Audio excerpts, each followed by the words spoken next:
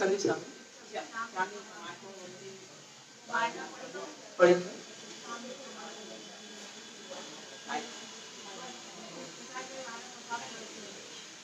नमो वंदनकारं नमो सिद्धारं नमो वीर्याणं नमो दर्शनं साहनं ऐसो वैष्णवकारो सर्व पापनाशनो मंगलानि च सर्वे से गुणं वै मंगलम्।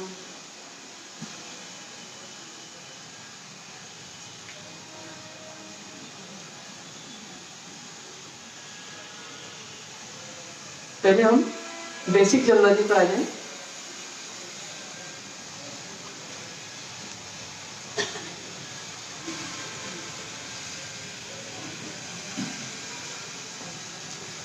उससे रिलेटेड 2 क्वेश्चन आपसे पूछते हैं।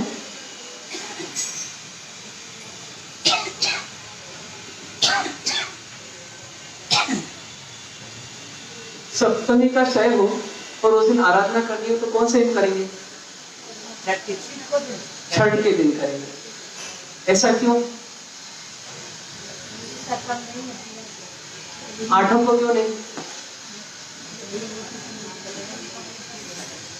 तो उसका कारण ये कि न मालूम वो दिन आए कि नहीं आए हमारी जिंदगी में, तो हम पहले ही कर लें। एक नियम होता है शुभ से शीघ्रम, शुभ कार्य में क्या हो? शीघ्रता हो। तो हम क्यों उसको बाद में रखें, हम पहले ही कर लें। ऐसे ही मान लीजिए 13/2 है और 13 की आराधना करना है तो कब करें? पहली 13 को। उसके पीछे भी कारण वही।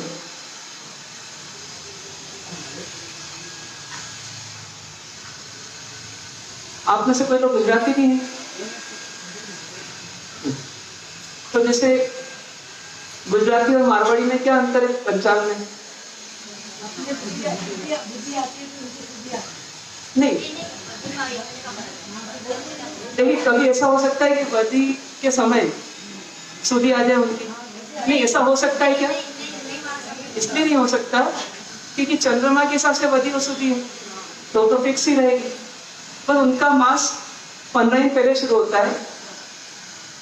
अपना मारवाड़ी पक्ष में मास जो है वो वदी से शुरू होता है, वदी एकम से, और उनके इसमें सुधी एकम से शुरू होता है। तो इसलिए अंतर आता है थोड़ा। तो कैसे अंतर आएगा?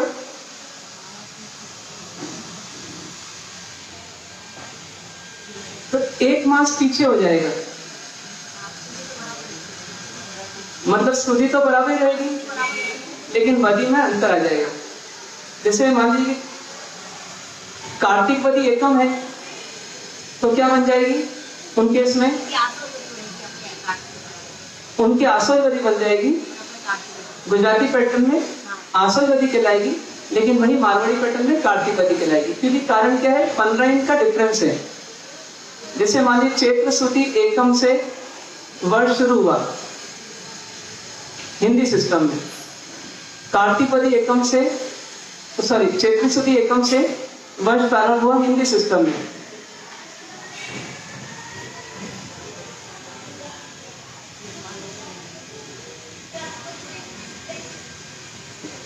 ठीक है, सूर्य पक्ष से वर्ष प्रारंभ हुआ, लेकिन ये दूसरे सिस्टम में कब चालू होगा? चैत्र सूर्य तो एक ही रहेगी, लेकिन जहाँ चैत्र वदी रहेगी वहां उनकी फागुन वदी हो जाएगी। कितना अंतर रहेगा इसको डिटेल में कल और समझा देंगे आपको। ठीक है, तो अभी हमको पहला क्वेश्चन तो हुआ। दूसरा क्वेश्चन, यदि 14 का क्षय हो तो प्रतिक्रमण कब करना? अमावस्या को या पूनम को। तो कारण उसका बाकी समय पहले कर रहे हैं, भाई इसी में बाद में क्यों?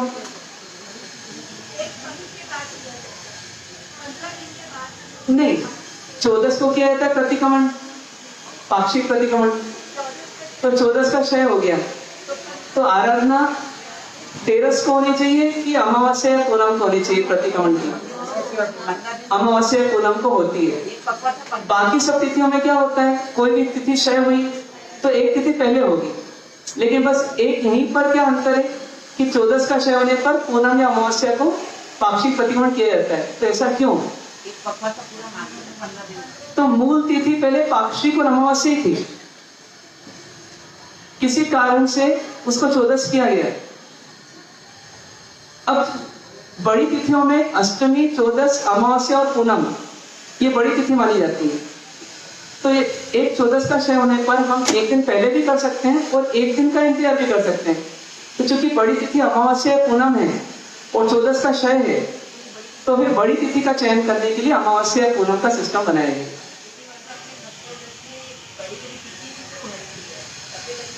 हाँ, वो बराबर है। तो खट्टगज परंपरा के हिसाब से बात कर रहे हैं कि चौदस का यदि क्षय हो तो फिर अपने को प्रतिक्रमण कब करना? तो अमावस्या पूनम को करना। तो कारण क्या है कि अमावस्या पूनम बड़ी तिथि मानी जाती है, अच्छी महत्वपूर्ण तिथि मानी जाती है, इसलिए उसमें शुभ कार्य करना। तो शुभ कार्य मतलब प्रतिक्रमण, तो इसलिए प्रतिक्रमण उस दिन करना, ठीक है। लेकिन बाकी सब तिथियों में नियम क्या चलेगा? यदि तिथि क्षय है तो एक दिन पहले आप अपनी आराधना करेंगे। और इसके पीछे और भी कई कारण रहे होंगे अमावस्या और पूनम को बड़ी तिथि मानने का, जो कि साइंस भी आज मानता है कि इसमें ज्वार घटा आदि कई प्रकार की चीजें होती हैं। तो उसकी कारण से भी अधिक चारित्र की आराधना करने के लिए ये तिथियां बनाई गई। क्योंकि जिस समय प्राकृतिक परिवर्तन होता है तो उस समय क्या कहा जाता है कि आप कायोत्सव करो, आप उपवास करो, मतलब अधिक आराधना करो। न मालूम क्या होगा तो अपन आराधना बढ़ा दो। तो उसी प्रकार से ऐसा मानना है कि चौदस का क्षय होने पर पूनम या अमावस्या को आराधना बढ़ाने का सिस्टम रखा गया। तो इसलिए प्रतिक्रमण आदि, पाक्षिक प्रतिक्रमण आदि उसमें करते हैं। लेकिन जैसे चौथ का क्षय हो, भाद्र सुदी चौथ का क्षय हो, मतलब पर्युषण का आखिरी दिन उसका क्षय हो, तो फिर कब मनाएंगे चौथ? तो पंचमी को मनाएंगे, ये भी ध्यान रखना। और चौथ की वृद्धि हो तो फिर क्या करेंगे? पहली चौथ को मनाएंगे। चलिए, विशेष चीजें हैं, इसको बाद में समझेंगे। अब हम आते हैं आज के विषय पर। अब आज से हमारा एक नया विषय लेसन 4 शुरू हो रहा है। लेसन 1 जैन शब्दावली, लेसन 2 साधु साध्वी संवाद, लेसन 3 जैन कैलेंडर और लेसन 4 जैन पर्व। जैन पर्व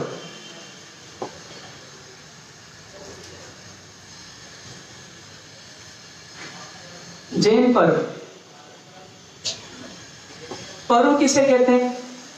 पर्व का शाब्दिक अर्थ, पर्व यानी त्योहार, ठीक है। पर्व का एक सामान्य अर्थ क्या हो गया? त्योहार या फेस्टिवल। और आगे बढ़े, दूसरा अर्थ पर्व यानी आनंददायी अवसर, आनंददायी अवसर।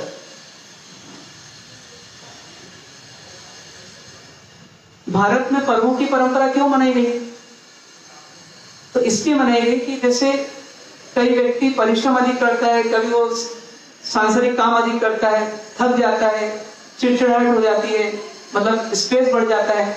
तो कोई एक ऐसे कुछ प्रसंग बनाए जाए कि जब कोई पूरा भारत, जब सब लोग अपने स्ट्रेस को भूल करके एकदम अपने मन को कैसा कर लें? एकदम प्रसन्न कर लें।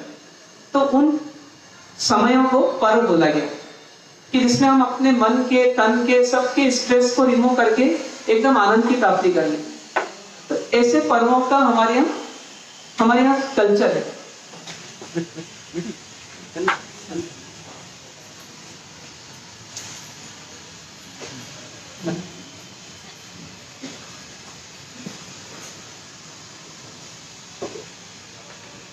तो पर्व मतलब त्योहार, पर्व मतलब आनंददायी अवसर। और आगे बढ़े तो पर्व मतलब संधि भी होता है। पर्व मतलब संधि, संधि मतलब क्या? दो चीजों को जोड़ने वाला। जैसे गन्ना होता है तो गन्ने में क्या होते हैं? बीच में गांठ होती है, उसी को पर्व भी बोलते हैं। ऐसे रामायण आदि में भी क्या होता है? प्रथम पर्व, द्वितीय पर्व, तृतीय पर्व, मतलब एक खंड से दूसरे खंड में, दूसरे खंड तीसरे खंड, इस प्रकार जाना, उसको पर्व बोला गया। तो पर्व मतलब गांठ, पर्व मतलब संधि, दो को जोड़ने वाला। तो अक्सर एक ऋतु से दूसरी ऋतु में जाते समय या एक परिस्थिति दूसरी परिस्थिति में जाते समय बीच में पर्व मनाने की परंपरा हमारे यहाँ रही है भारतीय संस्कृति में, जिससे हम क्या कर लें, पहले चीज की थकान दूर कर लें और दूसरे चीज के लिए अपने आप को उत्साहित कर लें। जैसे संडे आता है तो संडे आज के परिवेश में क्या हो गया, एक पर्व हो गया।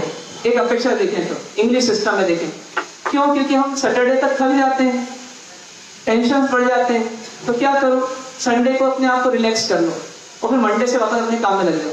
तो ये मॉडर्न सिस्टम हो गया। ऐसी ओल्ड सिस्टम क्या था कि हम पर्व मना करके अपने आप को आनंदित कर लें, उत्साहित कर लें, एनर्जी को रिकवर कर लें, जब थकान आ गई है, कमजोरी आ गई उसको दूर कर लें और अपने आप को फ्रेश कर लें।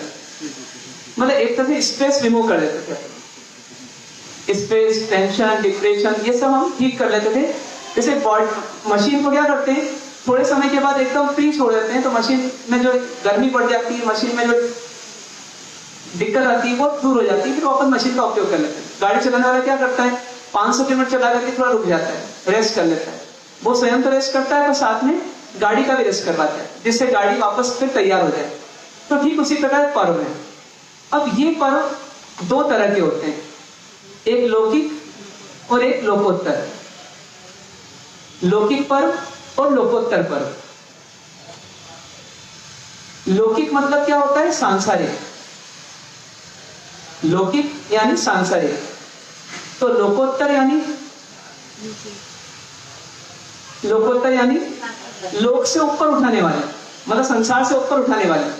तो कौन से हैं, वो आध्यात्मिक कह लो या मोक्ष मार्गी कह लो, मतलब जो हमें मोक्ष तक पहुंचाने वाले हैं, आत्मा तक पहुंचाने वाले हैं, संसार से हटाने वाले हैं, संसार से मुक्ति दिलाने वाले हैं। उन पर्वों को हम क्या बोलते हैं, लोकोत्तर।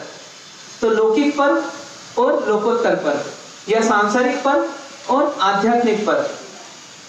तो जैन धर्म कौन सा धर्म है, आध्यात्मिक धर्म है। यहाँ आत्म कल्याण के लिए धर्म किया जाता है, न कि संसार के सुख पाने के लिए धर्म किया जाता है। तो पर्व मनाने के दो तरीके हो गए, या तो आप लौकिक तरीके से मनाओ या लोकोत्तर तरीके से मनाओ। जैसे पटाखे फोड़ करके मनाना और पोषक करके मनाना। तो पटाखे फोड़ के मनाना मतलब कौन सा तरीका हो गया, लौकिक तरीका हो गया। इसमें क्या करते हैं हम वही अपना घिसा पीटा पुराना फॉर्मूला कि अपने को खुशी पाना है ना तो दूसरे को दुखी करो, दूसरे को दुखी करके अपन खुशी पाओ। ये लौकिक तरीका है। सांसारिक तरीका खुशियों का कैसा है, मुझे आनंद लेना है तो मैं क्या करता हूँ, मैं बोटिंग करता हूँ नदी में। अब पानी के जीव मरेंगे वो मुझे आनंद आएगा, मैं पटाखे फोड़ूंगा वो मुझे आनंद आएगा, मैं आग लगाऊंगा, मतलब कहीं पर जैसे 31 को क्या करते हैं, हम आग लगाते हैं एक तरह से और क्या करते हैं, आनंद बनाते हैं। तो इस प्रकार से क्या करते हैं कि ये लौकिक तरीका हुआ। लोकोत्तर तरीका कैसा होता है, वो बिल्कुल पवित्र तरीका है। उसमें क्या करते हैं, अपन अपने मन को साफ करते हैं, मन को अच्छा करते हैं। तो प्रॉब्लम कहाँ है, मन में ही है। तनाव, अवसाद, डिप्रेशन, टेंशन आदि जो भी है, क्रोध, लोभ, ये सब जो भी है, ये कहाँ है, हमारे मन में है। तो इस मन को साफ करने का काम करते हैं। तो मन को साफ करने से क्या मिलता है, तो मन में से क्रोध निकलता है, रोष निकलता है, मतलब शांत हो जाते हैं। तो उससे हमारे को एक शांति मिलती है, आनंद मिलता है। तो आनंद पाने के दो तरीके हो गए, या तो बाहर में सज करो, सजावट वगैरह करो, बाहर में हिंसा आदि करो और आनंद बनाओ। जैसे दशहरे को रावण को जलाया और लोगों को आनंद मिला, ये लौकिक तरीका हो गया। लोकोत्तर तरीका क्या हो गया कि नहीं, अपने को आनंद लेना है ना, तो प्रॉब्लम अपने मन में ही है। किसी के प्रति क्रोध है, द्वेष है, कोई तीव्र राग है, कुछ भी है, तो उसको हटाओ। तो जितना राग द्वेष हटेंगे उतना क्या मिलेगा, आनंद मिलेगा। ये लोकोत्तर तरीका है। कौन सा सही है, कहने के लिए कि मानने के लिए? तो दीपावली आती तो क्या करना चाहिए, पटाखे तो नहीं फोड़ते, लक्ष्मी पूजा करते कि नहीं करते? नहीं करते। मतलब क्यों नहीं करते, क्योंकि हमारे को कौन सा धन चाहिए, हमको आत्मधन चाहिए। हमको क्या चाहिए, हमको आत्मधन चाहिए। तो हम क्या करेंगे, हम उपवास करेंगे, हम पोषक करेंगे, तेला करेंगे, और हम उस लोकोत्तर पर्व को मनाएंगे और भगवान महावीर को याद करेंगे कि जैसे ज्ञान का उजेला उनके जीवन में हुआ वैसे ही हमारे जीवन में हुआ। तो इस प्रकार से लोकोत्तर पर्व मनाने का हमारे को प्रयास करना चाहिए। लौकिक पर्व में तो पाप हो रहा है और पाप से फिर वापस कर्म बंधन होगा और कर्म बंधन से वापस हमारे को पाप भुगतना पड़ेगा, तो फिर हम दुखी होंगे। तो लौकिक खुशी जो है वो टिकने वाली नहीं है। आज खुश हैं, कल दुखी हो जाएंगे जब उस पाप कर्म का उदय आएगा। तो इसलिए हमारे महापुरुषों ने क्या परंपरा बनाई, लोकोत्तर पर्व की। तो लौकिक पर्व तो पूरी दुनिया को मालूम है कौन कौन से होते हैं, दशहरा, दीपावली, राखी, होली। इसके अलावा आज के मॉडर्न परिवेश में देखें 31 और कई डेज मनाए जाते हैं, वैलेंटाइन डे, ये डे, वो डे, बहुत सारे डेज मनाए जाते हैं और उनको मनाया भी उसी तरीके से जाता है, घूमो फिरो मौज मस्ती करो। तो ये सब लौकिक पर्व तो दुनिया में फेमस है, लेकिन हमारे जीवन के लिए हमको किसको प्रसिद्ध करना है, अपने जीवन के लिए। दुनिया में तो हम नहीं कर सकते, अपने जीवन के लिए हमको लोकोत्तर पर्वों को प्रसिद्ध करना है। प्रसिद्ध करना मतलब लोकोत्तर पर्वों की महिमा हमारे मन में बननी चाहिए। तो उसके लिए हम ये बात कर रहे हैं, किसकी, लोकोत्तर पर्व की। तो लोकोत्तर पर्व कौन कौन से हैं, लोकोत्तर पर्व कौन कौन से हैं, इसको हम कल समझेंगे अब, ठीक है। हमारे यहाँ 12 पर्व प्रसिद्ध हैं, 12 पर्व प्रसिद्ध हैं, वो लोकोत्तर पर्व कहलाते हैं। तो लोकोत्तर पर्व कौन कौन से होते हैं, कितने कितने दिन तक मनाए जाते हैं, कौन सी तिथि से लेकर कौन सी तिथि तक होते हैं, ये सब जानकारी अपन कल के वर्तमान युग पर छोड़ते हैं। पर आज हमने क्या जाना है, पर्व क्या होता है, पर्व कितने प्रकार के होते हैं और कौन सा पर्व श्रेष्ठ है, ठीक है।